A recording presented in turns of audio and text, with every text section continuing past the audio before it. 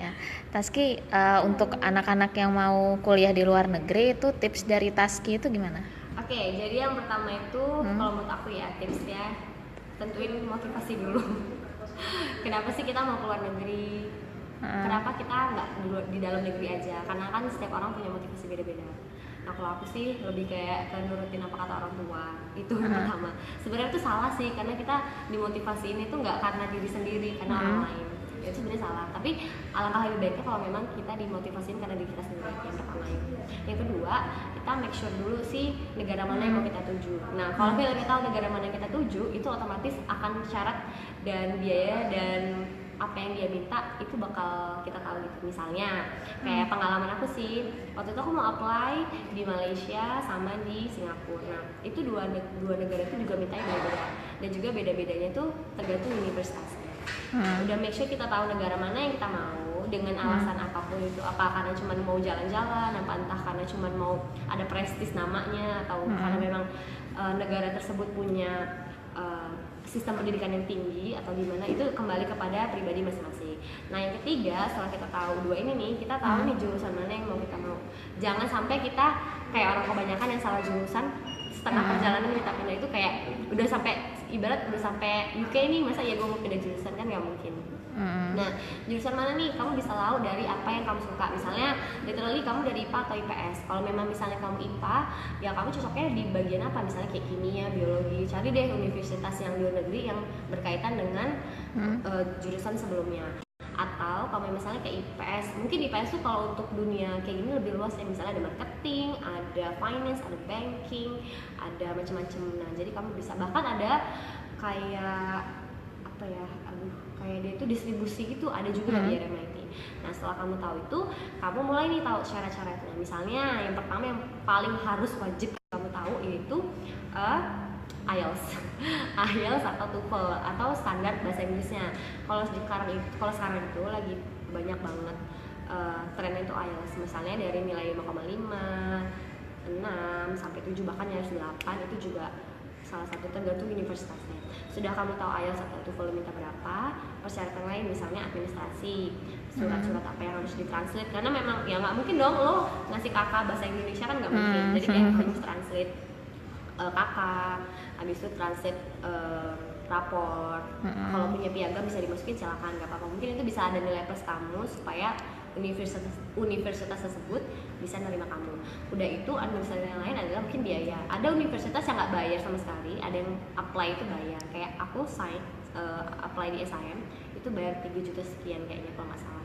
Nah sudah itu kamu udah siap segala macam, terus kamu mulai cari referensi tempat tinggal, cari tahu kamu gimana kuliah di sana tuh, kehidupan manusianya kayak mana. Karena kita walaupun di Asia juga beda. Kayak misalnya aku jadi minoritas, itu kita mempersiapkan dirinya gimana, terus kayak mulai nge-manage uang, mulai nggak boros, dan hidup itu udah boleh hedon. Karena sebenarnya kalau hedon itu bukannya bikin bagus sih, kalau menurut aku tuh kayak nggak, jangan hedon di negeri orang karena mahal. Itu sih kalau dari Iya. aku. Kalau Taski sekarang kuliah di mana? Aku kuliahnya di SIM atau di Singapore Institute of Management. Aku ngambilnya di MS, Diploma Management Studies.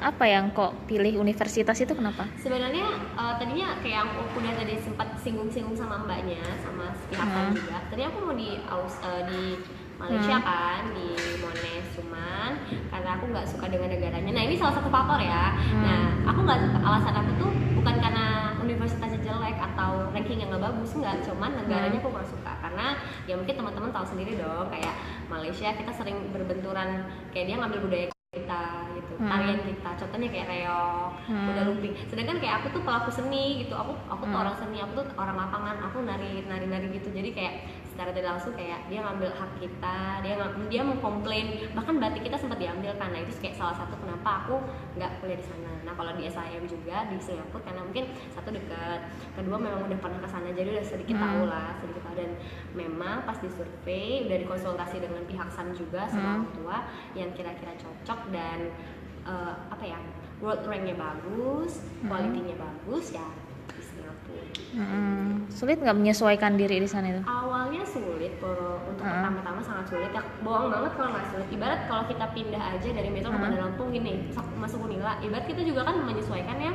Itu apalagi kita di negara orang yang tadinya mayoritas muslim jadi minoritas, yang tadinya makan bisa enak jadi nggak enak, karena memang aku agak riskan banget sama makanan. Itu juga mungkin bahasa, yang tadinya kita ngomong bahasa Inggris hanya seminggu berapa kali di kelas, dan ini kita bisa kayak literally 24 jam karena memang conversation terus habis itu juga tipe aku orang yang ngoceh terus, dan juga memang bahasa Inggris sana itu bukan tipe yang kayak British atau American. Itu kayak lebih ke English yang kayak misalnya ngomongnya ada Melayu-Melayunya atau agak Chinese yang sedikit, jadi mungkin kupingnya nggak terbiasa untuk di awal. Terus juga untuk pelajaran sendiri sebenarnya kalau mungkin aku tahu artinya dan memahami si dosen tersebut ngomong apa, mungkin aku lebih mudah. Cuman karena aku nggak tahu bahasa, kendala bahasa untuk pertama kali, jadi sempet ada beberapa pelajaran yang ngulang, dan memang langsung ngomong sih sama orang tua. Terus kata orang tua ya memang mau kayak mana memang udah ngulang gitu, jadi nggak perlu disesalin.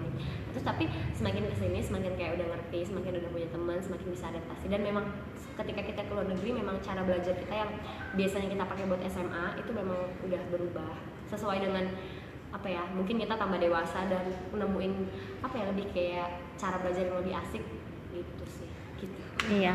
Nah kan kalau di sana itu kan pasti identik dengan harus mengatur keuangan ya, karena kan jauh dari orang tua, sendirian hidup di sana.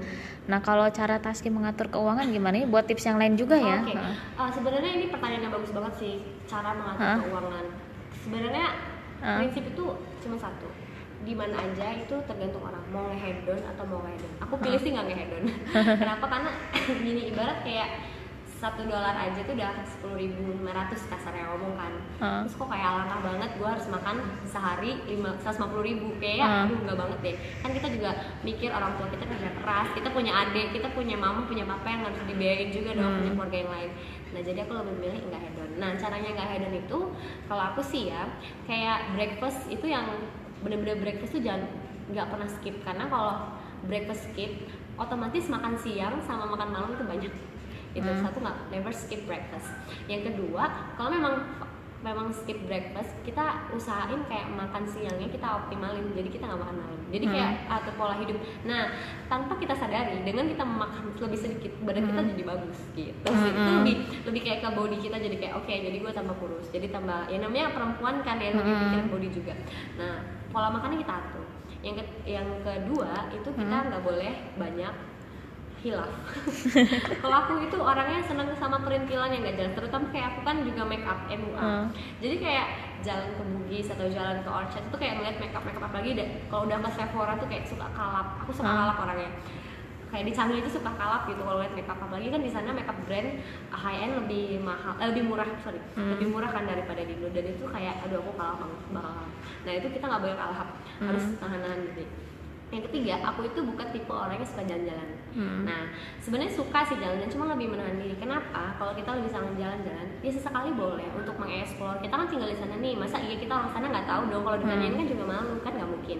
Tapi ketika kita jalan-jalan tuh kayak lihat waktu, itu harinya gimana, pas weekend atau weekdays, atau memang kalau memang kepepet banget mau hangout sama teman-teman malam minggu ya nggak apa-apa dong. Tapi usahain nggak sesering itu. Kenapa? Karena dari jalan-jalan itu kan kita belanja, makan, eksplor tempat baru, dan itu otomatis sih bikin pengeluaran kita lebih bengkak.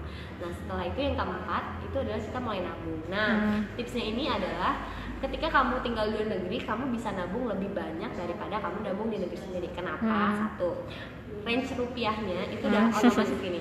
Kalau di sini kita nabungnya recehan dong, 500.000, 2.000, 10.000 tuh kayak udah kebanyakan. Tapi ketika kita nabung di negeri orang kayak cuma $1 itu kayak satu koin $1 udah 10.000. Artinya kita udah nge-save $1 di sana, atau kita kursin